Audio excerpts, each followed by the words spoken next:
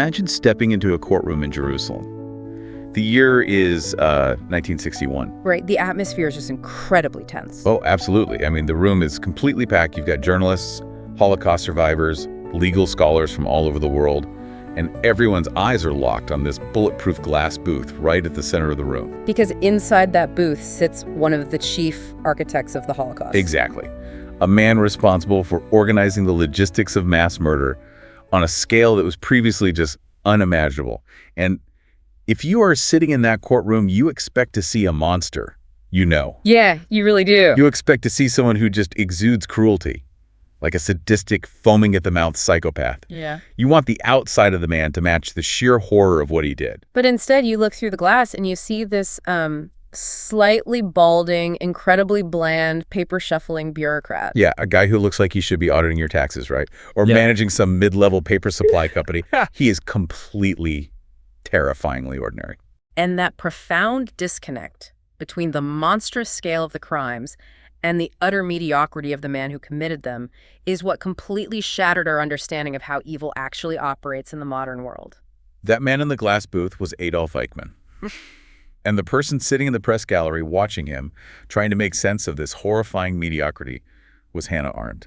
Which brings us to today's topic. Yes. Welcome to today's deep dive. We are exploring the life, the mind, and the truly explosive theories of one of the 20th century's most influential and definitely most controversial political philosophers. We are diving deep into Hannah Arendt. It's a journey that challenges almost everything we take for granted, honestly, like how societies function, how we define human rights, and more importantly, how a civilized society can just completely collapse into barbarism. Right. Because you might be tuning in today wanting to finally understand her famous phrase, the banality of evil, which we will absolutely get to. Or maybe you're trying to make sense of how modern societies break down. Our mission today is to unpack her life as a stateless refugee and decode how her literal survival shaped her groundbreaking ideas about power and truth. Because for Arendt, critical thinking wasn't just some abstract academic exercise you do in a university lounge. Our source material makes it clear that for her, knowledge is only valuable when applied to the real world. Thinking is an active, vital defense against dark times. Okay, let's unpack this, because we're pulling from a really comprehensive biographical and philosophical dossier today, covering everything from her childhood and romantic scandals to her narrow escapes from internment camps. But you can't really understand her theories on evil without understanding the sheltered world she came from first. Yeah, you have to start at the beginning. She was born in 1906, originally named Hannah Arendt, into a secular, progressive Jewish family in Germany. She grew up largely in Königsberg. And the geography here is really the foundation of her early worldview, right? Totally.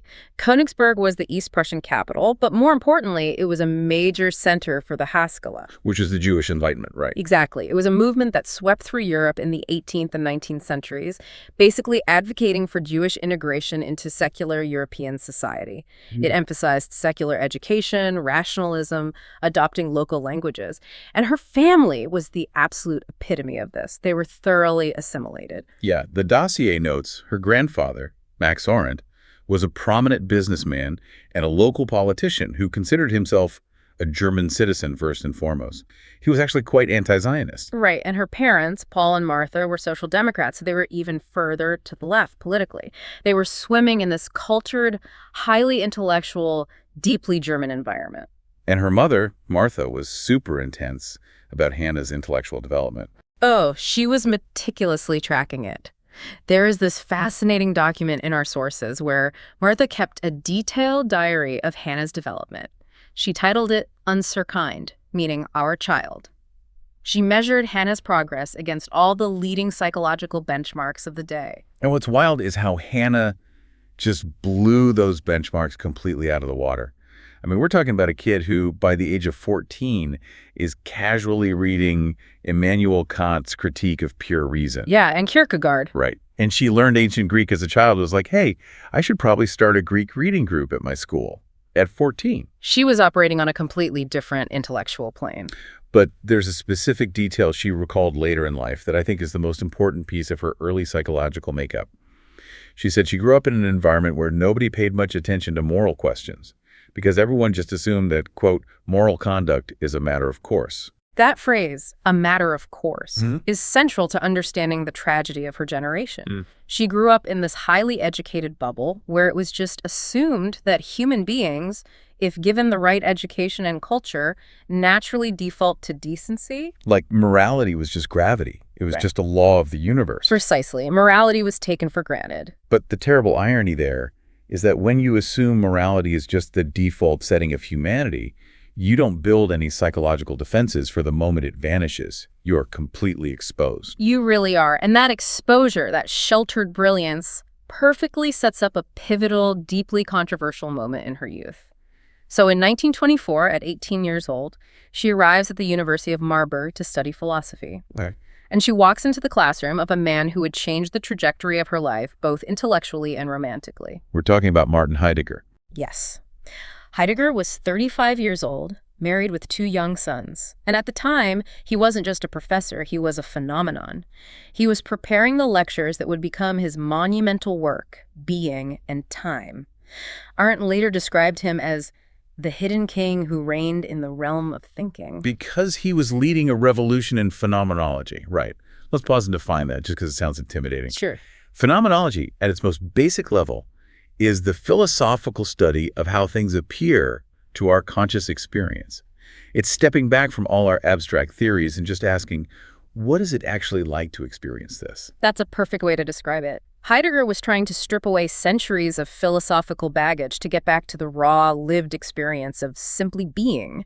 He taught that true thinking wasn't just memorizing facts. It was a deeply alive, passionate activity. And Arendt falls completely under his spell. They begin a secret, intensely passionate affair. They do. Now, I have to ask the obvious question here, because I think you're wondering the same thing.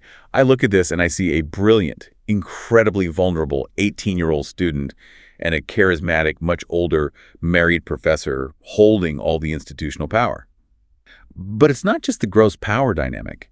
How does a woman whose entire intellectual brand becomes critical thinking fall for a man who, less than a decade later in 1933, officially joins the Nazi Party? It is the great, uncomfortable paradox of her life. I mean, he became the rector of Freiburg University under the Nazi regime and actively instituted their anti-Semitic policies. How did she miss that? Well, to understand how she fell for him, we have to look at her state of mind at 18. The sources show she was intensely restless. She had written poetry expressing this hollow feeling of merely existing. Heidegger's philosophy felt like an awakening. Right. She actually wrote an autobiographical essay addressed to him in 1925 called Die Schatten, or The Shadows. Written in the third person, if I remember correctly. Yes, which really highlights her sense of alienation. In it, she describes a state of Fremdheit, which is a deep, intrinsic feeling of being a stranger in the world. She writes about how his love released her from those shadows and brought color to her world. It reveals just how deeply vulnerable she was. He wasn't a Nazi yet. He was the genius who woke her mind up. But the truly staggering part to me isn't that she loved him at 18. It's that decades later, after the Holocaust, after she knew exactly what he had done, she defended him. She did. She helped translate his work. She portrayed him as this naive, unworldly philosopher who just got swept up by political forces he didn't understand. It is such a stark contrast to the incredibly harsh, unyielding judgment she applied to almost everyone else we're going to talk about today. It really exposes how even the most brilliant minds compartmentalize the people they love. She seemed entirely capable of separating Heidegger, the philosopher, the man who taught her how to think, from Heidegger, the political actor. Which is wild. It is. Now, many critics and historians in the dossier argue that's a completely artificial separation, that his philosophy of rootedness and blood and soil perfectly primed him for Nazism, but Arendt refused to see it that way. Her blind spot for him was absolute. It's a good reminder for all of us that nobody is purely objective. But she doesn't stay in Marburg forever. The affair ends, she moves to Heidelberg, and she finishes her PhD in 1928 under another philosophical giant, Karl Jaspers. And Jaspers becomes the healthy, lifelong mentor figure that Heidegger never could be. Exactly. Interestingly, though, her dissertation isn't about politics at all. She writes about St. Augustine and his concept of love. Specifically, she focused on 2 types of love in Augustine's theology. There's delectio proximi, which is neighborly love, and amor mundi, which translates to love of the world. And why does love of the world matter so much for her later work? because it becomes the underlying engine for all her political theory. Traditional theology often focuses on the afterlife, enduring this world to get to the next. But Amor Mundi is about actively loving, caring for, and taking responsibility for the shared, secular, human world we inhabit right now. It's the philosophical foundation for actually engaging with politics. Okay, that makes sense. And while she's exploring this, she also starts working on a biography of a 19th century Prussian Jewish socialite named Rahel Varnhagen. And I love this pivot in her life because Varnhagen acts as this incredible mirror for Arendt. She really does. Varnhagen ran a famous literary salon in Berlin. She desperately wanted to assimilate into German high society. She wanted to erase her Jewishness, she even changed her name, but ultimately society rejected her anyway. Arendt studies Varnhagen's letters and comes to a massive realization. Assimilation is a trap. Exactly. Trying to blend in, trying to shed your identity to appease a society that harbors deep-seated prejudices against you is an exercise in self-destruction. And through studying Varnhagen, Arendt finds her own political bearings. She adopts a concept from a French Jewish journalist named Bernard Lazare, right? Yes. Lazare had famously defended Alfred Dreyfus during the anti-Semitic Dreyfus affair in France. Lazare talked about the difference between a parvenu and a pariah. Let's define those for the listener. A parvenu is someone who achieves wealth or status, but isn't fully accepted by the upper class, like a social climber desperately trying to fit into the establishment. Right. And Arendt rejects the parvenu entirely. Instead, she embraces the identity of the conscious pariah. A conscious pariah? Yeah. A pariah is an outcast, but a conscious pariah is someone who accepts their outsider status and weaponizes it. They realize that their social nonconformity, their distance from the mainstream, is actually their greatest intellectual superpower. It gives them the clarity to see the society for what it truly is, without the pressure of having to conform to its lies. Oh, wow. And she was about to need every single ounce of that outsider clarity, because the theoretical world of philosophy is about to violently crash into reality. Yes, 1933. Adolf Hitler becomes Chancellor of Germany. The Reichstag, the German parliament building, burns down. Civil liberties are instantly suspended. The dragnet begins. This is the fracture point of the 20th century. Up until now, Arendt has been a sheltered intellectual. But 1933 changes everything.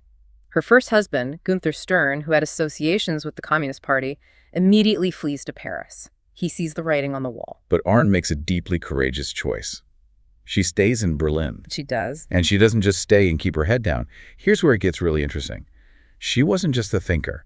She was on the front lines. She actively joins the resistance. She turns her apartment in Berlin into an underground railway station. Just incredible bravery. She is literally hiding political fugitives, communists, and socialists who are fleeing the regime, helping them coordinate their escapes across the border. Confronted with state-sponsored systemic anti-Semitism, her entire philosophy shifts from abstract thought to concrete action. The sources highlight a specific hardline motto she adopted during this time. She said, quote, "If one is attacked as a Jew, one must defend oneself as a Jew, not as a German, not as a winning citizen, not as an upholder of the rights of man." Meaning you can't fight a specific targeted hatred with vague universal platitudes.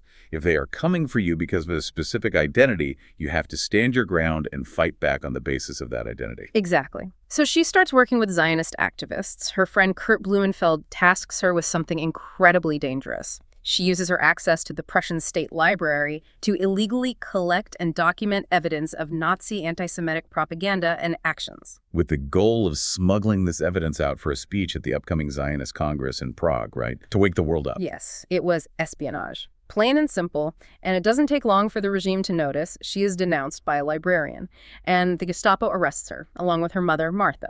The Gestapo. I mean, just saying the word invokes terror. She is held in a Berlin prison for 8 days. You have to imagine the fear. People were disappearing into the newly formed concentration camps like Dachau, never to be seen again. How does she survive this? She survives through a mix of extreme intelligence and just sheer luck. The intelligence part. She had written all her research notes in a highly complex code using Greek and philosophical shorthand. Oh, it's brilliant. Yeah, the Gestapo interrogators literally couldn't decipher what they were looking at. And the luck part. She was interrogated by a young Berlin police officer who had just been absorbed into the Gestapo. He was inexperienced, and Arendt essentially befriended him. Whoa. She convinced him she was just a harmless, naive academic, and remarkably, he released her pending a formal trial. And the second those prison doors open, she knows her clock is out. She and her mother immediately flee. They take an established underground route, crossing the Ori Mountains by night into Czechoslovakia. From Prague, they make their way to Geneva, and finally they arrive in Paris. And in that crossing, Hannah Arendt ceases to be a German citizen. She becomes an émigré, a stateless refugee. Paris in the 1930s was the gathering place for European exiles, right? It was, and Arendt throws herself entirely into refugee work. She works for an organization called Youth Aliyah.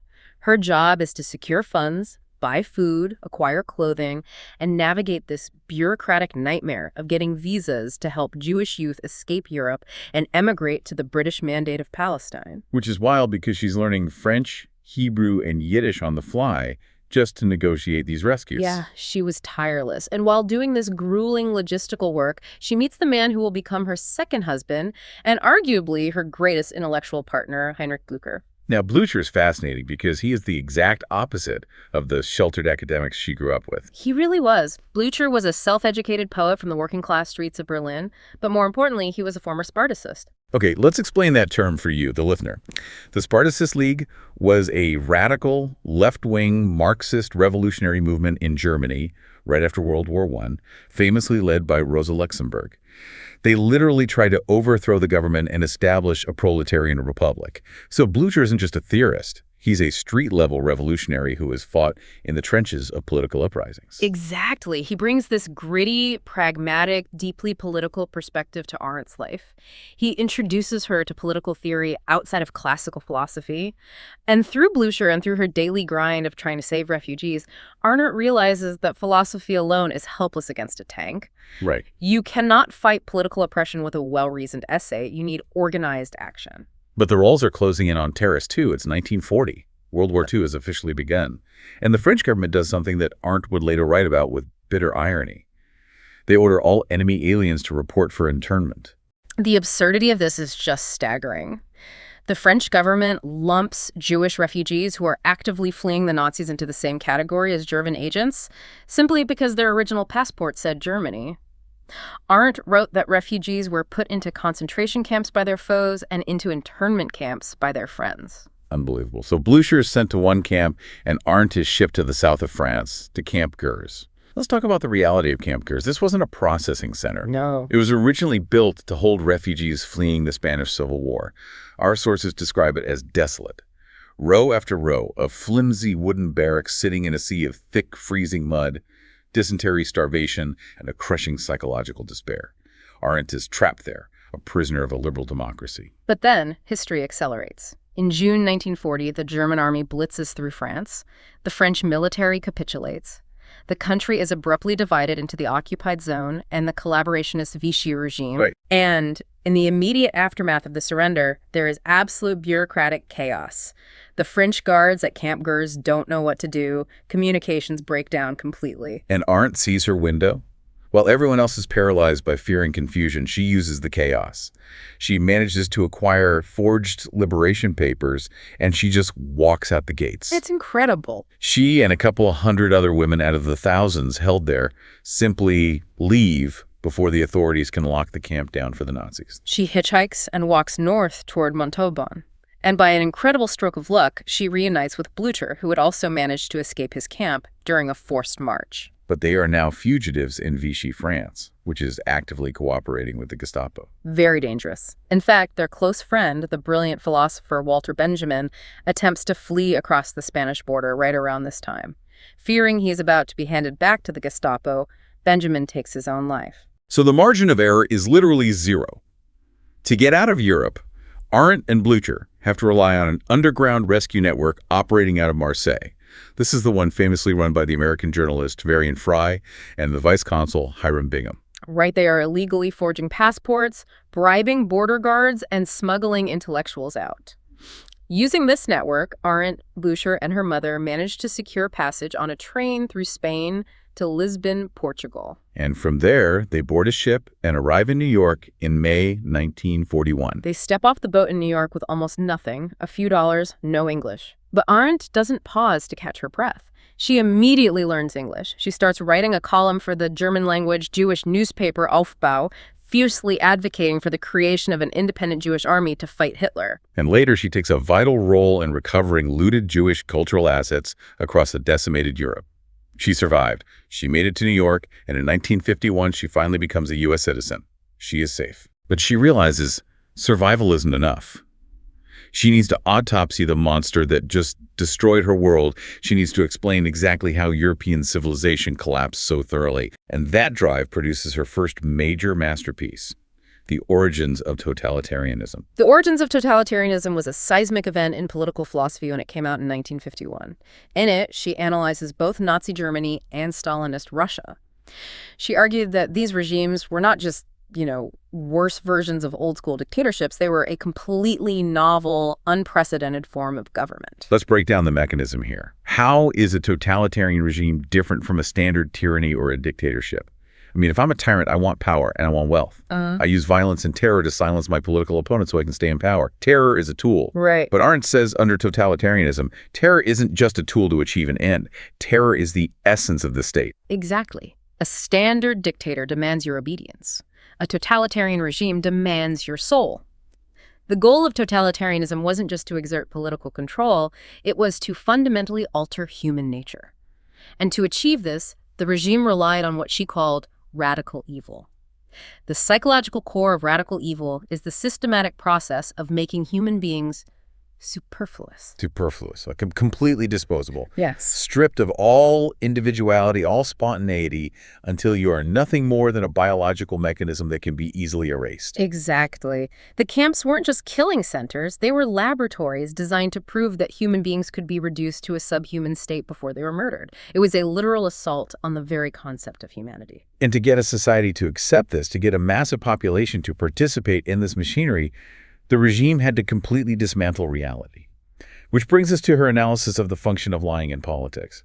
I think this is one of the most chilling parts of her work because it feels so relevant today. Oh, absolutely. If you look at Hitler or Stalin, they were broadcasting blatant, absurd lies. It's natural to ask, didn't the average citizen see through the nonsense? Well, what's deeply unsettling is Arendt's explanation of why they lied. The totalitarian leader doesn't actually care if you believe a specific singular lie. Their goal is much more destructive.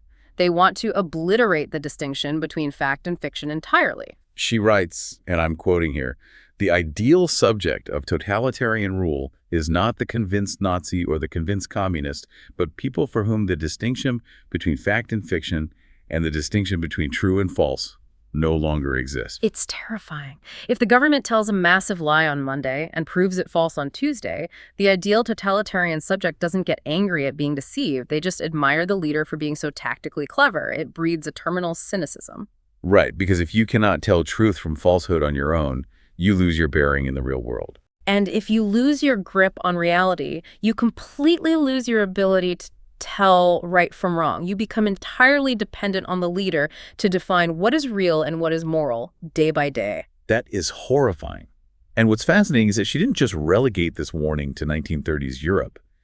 In the 1970s, after the release of the Pentagon Papers, which revealed massive government deception regarding the Vietnam War, she wrote an essay called Lying in Politics. I remember that. She warned that while America wasn't a totalitarian state, the systemic lying by bureaucrats was destroying the shared texture of facts that a republic needs to survive.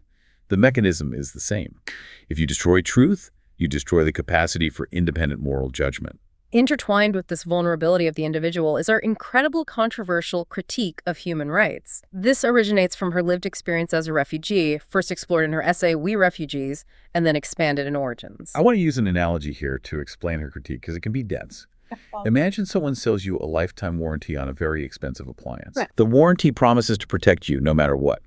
But the moment the appliance breaks, you realize the company that issued the warranty went bankrupt. It doesn't exist anymore. That piece of paper with the warranty on it is completely worthless. According to Arendt, that is exactly how the concept of universal human rights operates. It's a perfect analogy. The idea of the rights of man, which was born out of the Enlightenment, sounds beautiful on paper. It claims that you possess inalienable rights simply by virtue of being born human.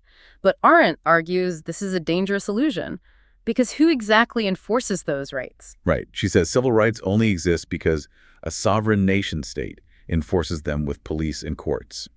Your rights are tied to your citizenship. But what happens when a government strips you of your citizenship, like the Nazis did to the Jews? What happens when you become a stateless refugee? Arendt pointed out that the moment a person loses their political community, the moment they have to rely solely on their abstract human rights, they quickly discover that those rights evaporate. When millions of Jewish refugees showed up at the borders of liberal democracies in the 1930s, appealing to their shared humanity, what happened? The democracies locked the borders. Exactly. They put them in internment camps, like Gurs. The world, Arendt wrote, found nothing sacred in the abstract nakedness of being human. She argues that rights are not inherent to your biology. Rights are a political construct. You only have rights if you belong to a political community that guarantees them. This is why she coined the phrase, the right to have rights. Yes. The fundamental right isn't freedom of speech or religion. The fundamental right is the right to belong to a nation state. Without that, you are entirely at the mercy of others. It was a devastating critique of liberal idealism, but it was forged in the fire of her own internment. She had autopsied the system. But in 1961, the theoretical gave way to the flesh and blood. The architect of the system was captured. Adolf Eichmann. He had been hiding in Argentina, working at a Mercedes-Benz factory under a fake name. Mossad agents track him down, kidnap him off the street, and smuggle him to Jerusalem to stand trial. When Arendt hears this, she immediately contacts the New Yorker magazine. She says, "Send me to cover this." She needed to see an agent of radical evil firsthand. So she goes into that courtroom expecting a monster, someone driven by deep ideological anti-Semitic malice. And instead, as we discussed at the top of the show, she finds this mediocre bureaucrat who had a cold, he was sniffling, he was obsessively shuffling his papers. So what does this all mean? From observing this deeply unimpressive man, she develops the concept that would define her legacy, the banality of evil. Let's really clarify the mechanism of this phrase because our sources highlight that it's probably one of the most misunderstood concepts in modern philosophy. It is constantly misunderstood. When people hear banal, they think she meant the crimes were minor or that what happened was commonplace. Right, like it wasn't a big deal. Yeah, but that is absolutely not what she meant. She maintained that the Holocaust was an unprecedented moral catastrophe. What was banal, what was terrifyingly common and ordinary, was the motivation of the perpetrator. Eichmann wasn't operating out of some profound demonic hatred. He wasn't a sociopath who enjoyed inflicting pain. According to Arendt, he was motivated by the desire to advance his career. He wanted a promotion. He wanted to be a joiner. He found a meaningful role for himself in a massive bureaucratic machine, and the product of that machine just happened to be mass murder. She was particularly struck by how Eichmann spoke. He had this bizarre addiction to cliches. He spoke almost entirely in official jargon, what he called Kanzleisprach, or office talk. He used these stock phrases and bureaucratic rules to build a psychological wall between himself and the reality of his actions. Right? Exactly. He would use euphemisms. Instead of saying killing, the bureaucracy said final solution. Instead of deportation, they said evacuation. By speaking in bureaucratic code, he shielded himself from the horror. And Arendt concluded that Eichmann's core flaw wasn't a surplus of hatred, it was an absolute lack of thinking. Now, she didn't mean he was stupid or lacked a high IQ. By thinking, Arendt meant the capacity for reflective rationality, the ability to hold an internal dialogue with oneself, the ability to view the world from another person's perspective. And Eichmann was incapable of this. Completely. He just followed the rules of the system he was in, applying them meticulously without ever pausing to question the moral nature of those rules. The machine gave him an order, and he executed it. And when the New Yorker published her series of articles, which later became the book Eichmann in Jerusalem, the backlash was explosive. It was one of the most intense intellectual firestorms of the 20th century. The controversy hit her from 3 different angles, and we'll just outline what the sources say here without taking sides. First, by calling Eichmann banal, many critics felt she was trivializing him. They felt she was stripping him of his agency and making him seem less culpable for his specific, active role in the genocide. Second, she aimed her critique at the Israeli government. She accused Prime Minister David Ben-Gurion of turning the proceedings into a show trial.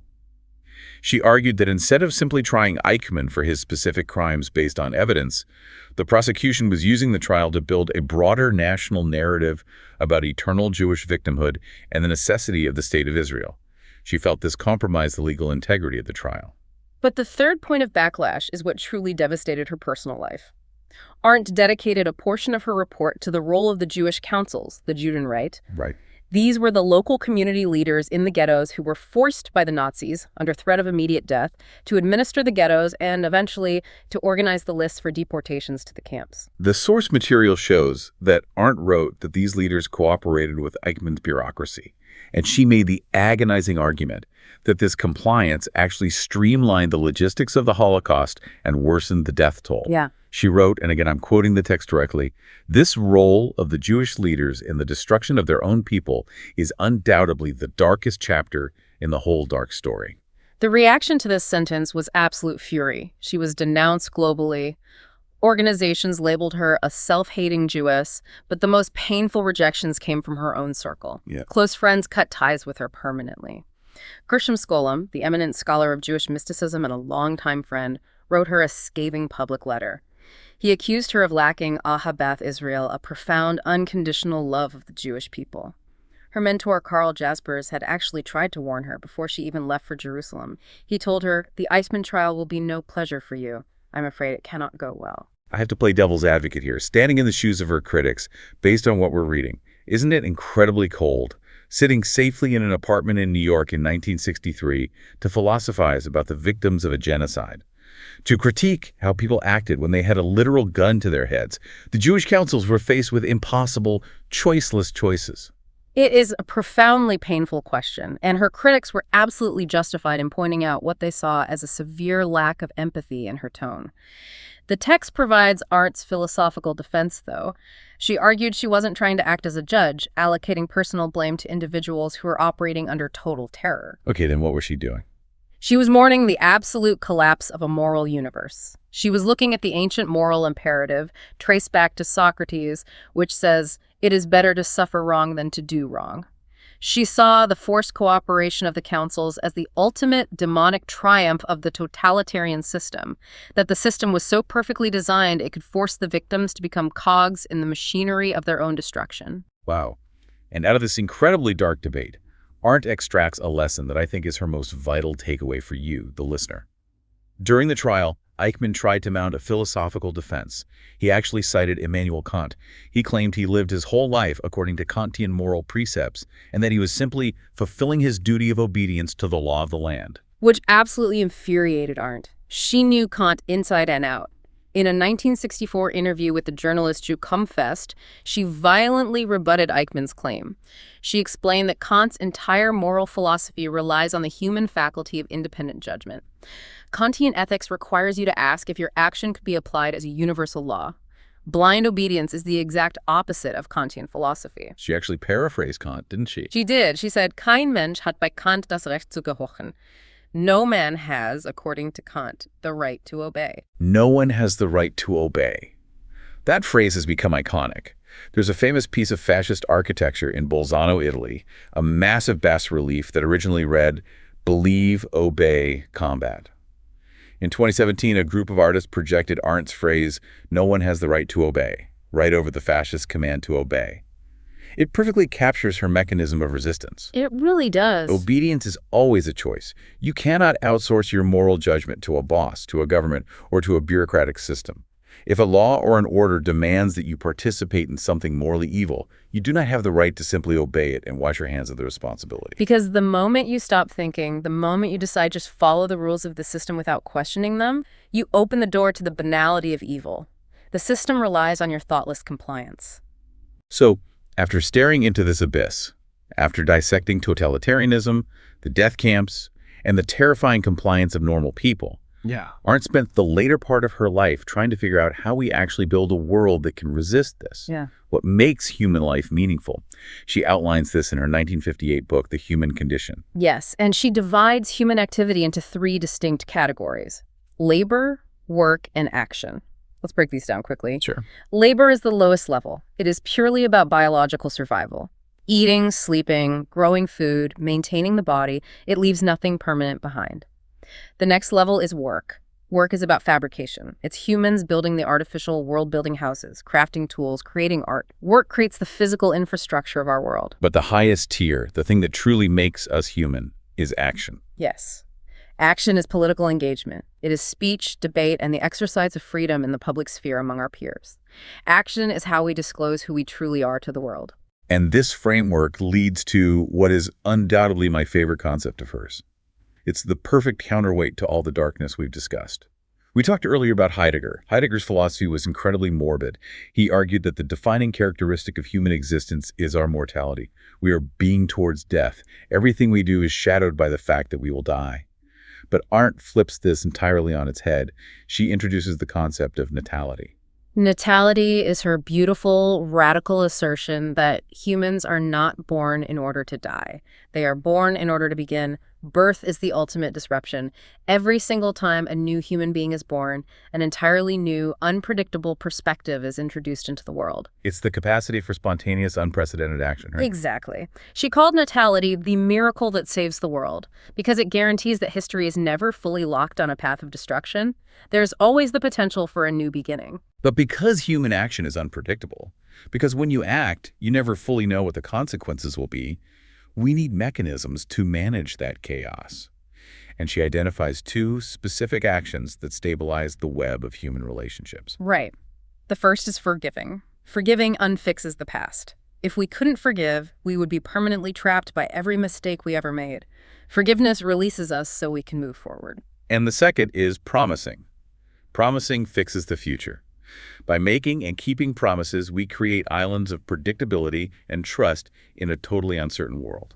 It is a deeply hopeful framework. It puts the responsibility for maintaining the world squarely on our shoulders. But, to truly understand Arendt, we cannot just canonize her as a flawless oracle. We have to look at her blind spots, which were significant and generated controversies almost as intense as the Eichmann trial. Her commitment to her own specific categories of thought sometimes led her to conclusions that, frankly, baffle modern readers. We see this most clearly in her 1958 essay, Reflections on Little Rock. Our sources dive into this heavily. This was during the height of the civil rights movement in the United States. The federal government had ordered the desegregation of schools, and in Little Rock, Arkansas, black students were facing violent mobs just trying to go to class. Arendt wrote an essay opposing forced school desegregation. Yeah, and her stance outraged many. Critics often point to it as evidence of a fundamental racial blind spot. We're just reporting what the texts say here, but her argument was deeply rooted in her rigid division of the world into the political, the social, and the private spheres. She argued that equality belongs strictly to the political sphere, so voting rights, legal standing. But the social sphere, who you associate with, who you marry, is driven by discrimination and personal preference. She argued that public schools fall into the social sphere. She felt that by forcing integration through the schools, the government was using children as foot soldiers in a political battle. She believed that adults should fight political battles in the political arena, not place the burden of social integration on the shoulders of kids. It was a highly theoretical argument that many felt was completely divorced from the brutal, on-the-ground reality of systemic racism in America. And we see a similar rigidity in her views on feminism. Despite being a trailblazing woman, she was the first female full professor at Princeton University, she explicitly rejected the feminist movement. Yeah, she told an interviewer that she preferred feminine privileges, and she said, quote, "It just doesn't look good when a woman gives orders." Which is an incredibly jarring thing to hear from a woman who essentially gave intellectual orders to the entire 20th century. Right. How do we reconcile the brilliant mind that dissected totalitarianism with someone who held these seemingly archaic or prejudiced views? Well, the dossier suggests it comes back to her deep skepticism of identity politics and social movements. She echoed her early hero, Rosa Luxemburg, in believing that political action should be universal, not based on gender or specific group identities outside of the political realm. Her insistence on independent thought was absolute. She refused to conform to any ideological camp, whether it was the left, the right, feminists, or liberals. She was the ultimate conscious pariah. Exactly. She preferred, as she called it, to think without a banister, to walk up the stairs of thought without grabbing onto any pre-packaged ideologies for support, even if it meant she fell and offended her closest allies. We have covered an immense landscape today.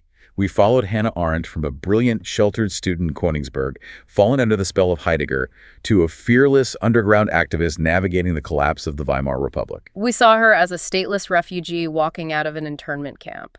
And finally, as the fearless philosopher who autopsied the darkest parts of the 20th century. She gave us the vocabulary to understand how totalitarian terror actually functions, why the concept of abstract human rights is so fragile, and how evil is most dangerous when it becomes banal, bureaucratic, and utterly ordinary. The ultimate lesson she leaves you with is that thinking is not a luxury reserved for philosophers. Thinking, the active internal dialogue of reflective judgment, is a necessary daily defense against evil. As long as you maintain your capacity to think critically, and as long as we protect the miracle of neutrality, our capacity to act and begin anew, the dark times do not get to dictate the future.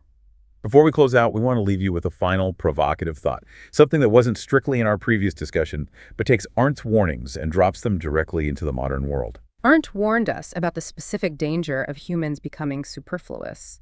She warned us about the catastrophe of outsourcing our moral judgment to bureaucratic systems, just like Eichmann did. Today, we are living in the middle of a massive technological shift. We are increasingly outsourcing our judgment, our decisions, our hiring, our firing, even our military targeting to complex algorithms and artificial intelligence. Think about that. If we are setting up systems where a machine gives the order or an algorithm recommends the action, and a human being simply rubber stamps it because the computer said so, are we risking a new digital banality of evil? If the system is doing the processing, who is actually doing the thinking? It's a chilling application of her theory. When the system thinks for you, you lose the capacity to judge. And when you lose the capacity to judge, you lose your humanity. We like to think that morality is obvious. We like to think that we would recognize evil because it would look monstrous. But Arendt showed us that evil often looks like a spreadsheet. It looks like just following the rules. There is no machine that can measure the exact moment a person loses their capacity to think, or the moment they decide to blindly obey. The only defense we have is the active, passionate, relentless effort to understand our world and to take responsibility for it. Thank you for joining us on this deep dive into the source material. Keep questioning the systems around you, keep engaging with the world, and above all, keep thinking for yourself.